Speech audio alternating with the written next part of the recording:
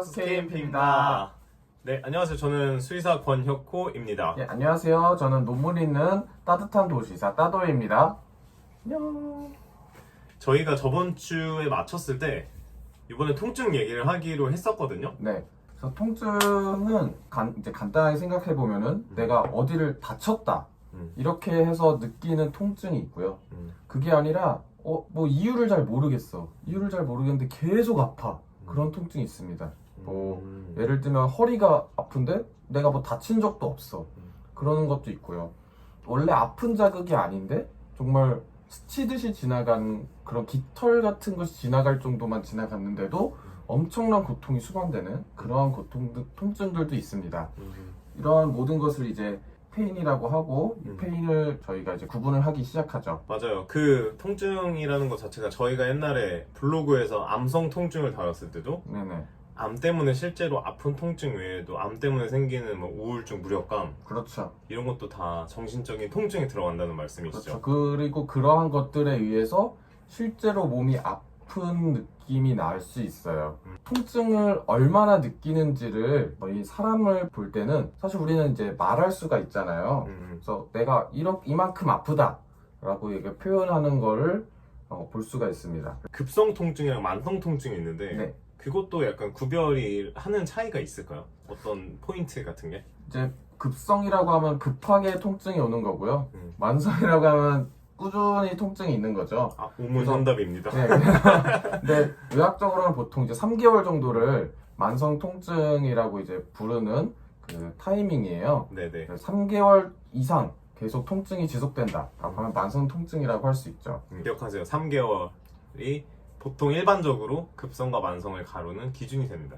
그리고 이제 그래서 사람의 경우에는 내가 얼마나 아프다라는 걸 표현을 해야 이제 뭐 진통제를 주든 뭐를 할 수 있잖아요. 네. 그래서 그때 저희가 사용하는 것이 이제 이런 스코어 개념이 있습니다. 그래서 병원에 혹시 가보셨을 때 이런 거를 뭐 물어보는 것을 볼 수 있었을 거예요. 내가 제일 안 아플 때가 0점이고 정말 아파서 죽을 것 같은 게 10점이라고 해서 그 사이에 점수를 말하게 하는 그런 스코어 개념이 있었을 거고요. 저 근데 솔직히 동네 병원 가서요. 네, 배 아파서 가면 눌러보면서 이렇게 그 스코어를 물어본 적은 없고. 그렇죠. 아, 많이 아파요.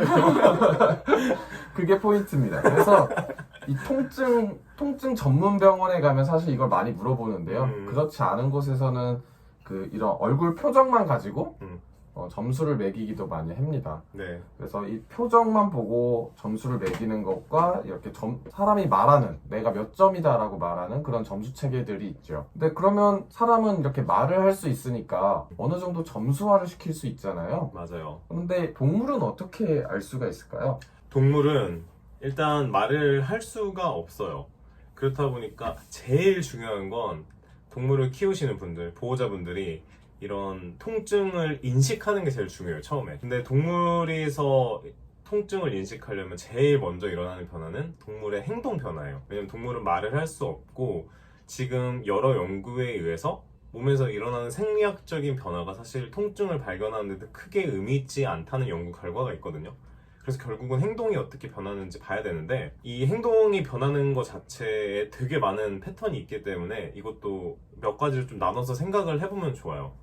어떤 식으로 나눌 수 있을까요? 네, 일단 무조건 이거는 집에서든 동물병원에서든 평가를 하면 좋은데 우리가 보통 바이탈이라고 하죠. 제일 기본적으로 해야 되는 검사 중에서 체온이랑 심장이랑 호흡을 측정하는 그런 게 있는데 그거 3개 이외에 마지막 한 개 중요한 4번째 바이탈 사인을 저희가 이 통증 평가로 보통 평가라고 말하거든요. 보면 제일 먼저 평소에 활력이나 운동성이 줄어들고 그 다음에 일어서거나 아니면 걸음 걷는 거 계단 올라갔다 내려갔다 점프하는 횟수가 줄어들기 시작하고 그리고 또 소변이랑 대변을 보는 습관 같은 게 바뀌어요. 주로 이제 통증 때문에 잘 안 보는 방향으로 바뀌는 편이 많은데 오히려 거꾸로인 경우도 있고요.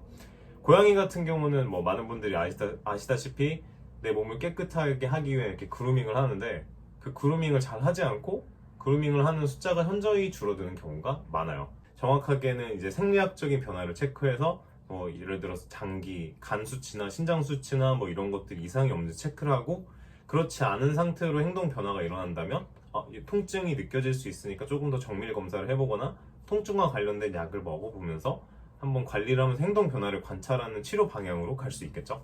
집에서 조금 더 쉽게 이런 행동 변화가 있을 때 가보세요라고 할 수 있는 것 중에서 아까 사람에서 한 바스 스코어 같은 것들이 동물에도 있어요. 바스 스코어, 사람은 얼굴 표정 가지고 하죠. 네네. 그 바스라고 표정으로 하는데 반려동물에는 아직 정식화된 차트는 없지만 이제 두 가지로 나눠요. 첫 번째는 아까 말했던 급성 통증 차트가 있고 두 번째는 만성 통증 차트가 따로 있는데요. 급성 통증에도 개한테 쓰는 거랑 고양이가 쓰는 게 따로 있고 만성 통증에도 개랑 고양이한테 쓰는 게 따로가 있어서 이렇게 나눠지면 총 4가지의 차트가 있는 셈인데요. 급성 통증에서 제일 많이 사용하는 건 스코틀랜드 글라스고에서 만든 글라스고 통증 스케일이라는 게 있어요. 그리고 콜로라도 대학교에서 만든 스케일도 있고 고양이 같은 경우는 UNESP 라는 차트가 있어서 그 차트에 나와 있는 내용을 토대로 통증을 평가할 수가 있고요. 만성 통증 같은 경우는 뭐 차트 종류가 되게 많은데 제가 주로 사용하는 차트는 헬싱키의 만성 통증 인덱스 차트라는 게 있어서 뭐 그거를 사용하기도 하고 리버풀에서 만든 관절염에 특화된 차트가 있기도 하고요. 그러면 뭐 이렇게 통증 평가를 했잖아요. 네. 통증이 있다고 나왔으면 물론 원인을 치료하는 게 제일 첫 번째겠지만 어떤 식으로 접근을 하고 어떤 약을 써야 되는지 저는 이게 동물은 아무래도 약이 좀 사람에 비해서 한정되어 있는데 되게 궁금했는데 거기에 대해서 간단하게 좀 설명해 봐 주실 수 있으세요? 그래서 통증을 관리할 때는 사실 아주 확실한 이유가 있는 것들이 있잖아요. 예를 들면 관절을 삐었다, 어디를 대었다 이런 식으로 아픈 이유가 명확한 것들에서는 그것들에 대한 치료를 먼저 빠르게 하는 것이 중요하죠. 그러니까 예를 들면 관절이 삐었으면 빠르게 냉찜질을 해준다든가 화상을 입었다든지 그랬을 때는 빠르게 그때도 차가운 물에 식혀서 그 온기를 빼준다든가 그러한 것들이 먼저 들어가야 되는 거고요. 그게 아니라 흔히들 생각하는 만성 통증에서 많이 사용하는 것들은 다양한 것들을 사용할 수 있게 됩니다. 그래서 운동이나 뭐 자세 교정 이런 것들을 통해서 뭐 디스크 통증 이런 것들을 해결할 수도 있고요. 혹은 이제 가장 쉽게 생각할 수 있는 거는 진통제죠. 진통제를 먹어서 통증 조절을 하는 건데 이제 진통제에도 비마약성 진통제와 이렇게 강력한 마약성 진통제까지 다양하게 있습니다. 정말 너무너무 아파서 견디기 어려울 때 통증 클리닉을 찾게 되는데요. 네. 통증 클리닉에서 해주는 것들이 이제 시술들이 있어요.